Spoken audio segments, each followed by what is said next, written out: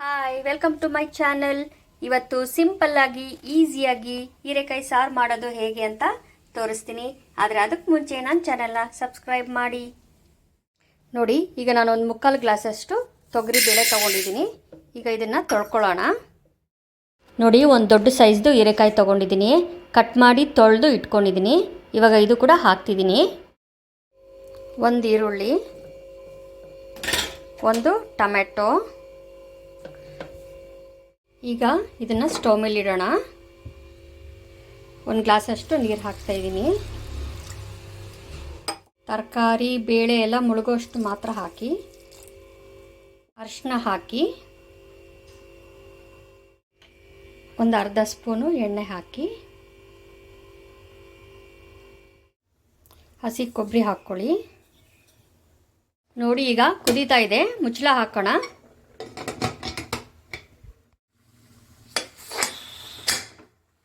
ಒಂದು 3 ವಿಷಲ್ ಹಾಕ್ಸ್ಕೊಳ್ಳೋಣ.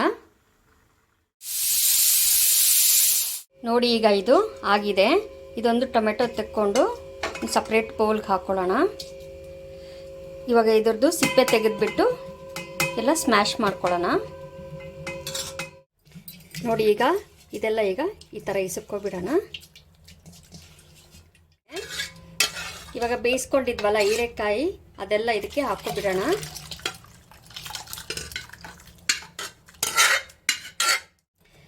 ನೋಡಿ, ಈಗ ಒಂದು 2ರಿಂದ 3 ಸ್ಪೂನಷ್ಟು ಹುಣಸೆ ರಸ ಹಾಕ್ಕೊಳ್ಳೋಣ.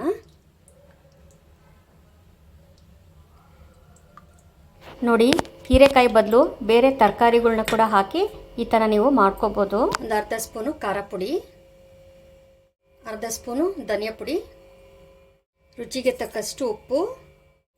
ನೋಡಿ, ಈಗ ಇದನ್ನು ಸ್ಟವ್ ಮೇಲೆ ಇಡೋಣ. ಸಾಸಿವೆ, ಜೀರಿಗೆ, ಬೆಳ್ಳುಳ್ಳಿ, ಒಣಮೆಣಸಿನ್ಕಾಯಿ, ಕರಿಬೇವು ಎಲ್ಲ ಹಾಕಿ ಒಗ್ಗರಣೆ ಮಾಡಿ 2 ಮಿನಿಟ್ಸ್ ಮೀಡಿಯಮ್ ಫ್ಲೇಮ್ನಲ್ಲಿ ಇಡಿ. ನೋಡಿ, ಈಗ ಇದು ಆಗಿದೆ. ಸ್ಟವ್ ಆರಿಸ್ಕೊಬಿಡೋಣ. ಹೀರೆಕಾಯಿ ಹುಳಿ ಅಥವಾ ಹೀರೆಕಾಯಿ ಸಾರು ರೆಡಿಯಾಗಿದೆ.